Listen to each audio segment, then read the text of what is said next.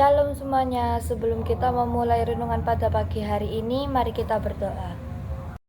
Selamat pagi Tuhan Yesus, berkati kami pada hari ini yang ingin membacakan firman-Mu Tuhan Yesus, dan berkati teman-teman yang mendengarkan firman pada pagi hari ini Tuhan Yesus, berkati mereka supaya mereka mempunyai rema Tuhan, dan berkati mereka supaya mereka mempunyai hati untuk siap mendengarkan firman-Mu pada pagi hari ini yang saya sampaikan Tuhan. Dan Tuhan berkati teman-teman, berkati Pak Erik juga Tuhan, berkati semuanya Tuhan. Jadikan satu tangan untuk mereka supaya bisa mendengarkan firman pada pagi hari ini dengan baik Tuhan Yesus. Terima kasih Tuhan Yesus, di dalam nama Tuhan Yesus. Haleluya, amin. Shalom teman-teman, selamat pagi. Sebelum saya di sini membacakan firman pada pagi hari ini, kita akan membacakan firman Tuhan yang berjudul tentang hidup penuh kekhawatiran. Sebelum itu kita mengambil ayat dari Matius 6 ayat 31 sampai 33. Firman Tuhan mengajarkan kita di sini supaya kita jangan khawatir dan kita tidak perlu pusing. Apa yang mau lakukan ataupun kita makan. Percayalah kepada Bapa, pemeliharaan Bapa.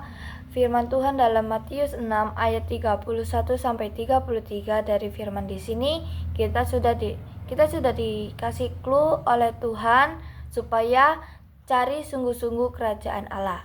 Kerajaan Allah berbicara tentang soal kehendak Tuhan dalam hidup kita. Dan carilah kebenarannya, maka semuanya akan ditambahkan. Bahwa ketika kalian fokus cari kehendak Tuhan dan bersungguh-sungguh ingin hidup dalam kebenaran Tuhan, Tuhan mengasihi pemeliharaan kepada hidup kalian. Sebelum itu mari kita buka ayat Matius 6 ayat 31 sampai 33 dan kita baca bersama-sama.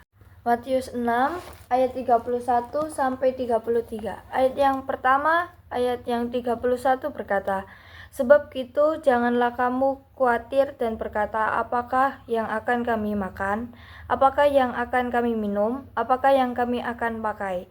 Ayat 32, "Semuanya itu dicari bangsa-bangsa yang tidak mengenal Allah. Akan tetapi Bapamu yang di surga tahu bahwa kamu memerlukan semuanya itu." Ayat yang 33, "Tetapi carilah dahulu kerajaan Allah dan kebenarannya, maka semuanya itu akan ditambahkan kepadamu."